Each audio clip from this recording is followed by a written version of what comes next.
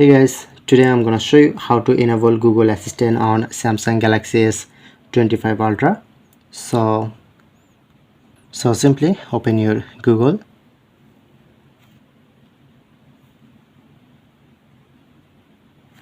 and press on to profile, then showing you to settings, just tap on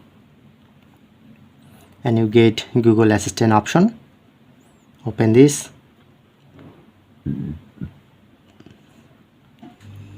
click on voice match, make sure to turn on, then you get setup option.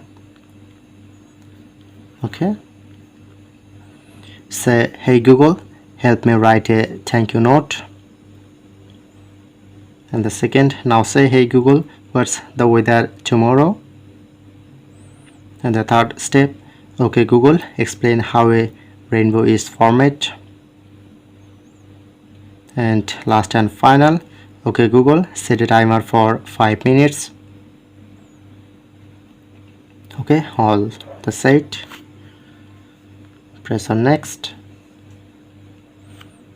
Okay, now finally set. You just easily use hey Google and hey Siri. Okay, as a large language model. just again, hey what's the weather in tomorrow? Okay, if you've just taken something. So that's it, that's how you can do it.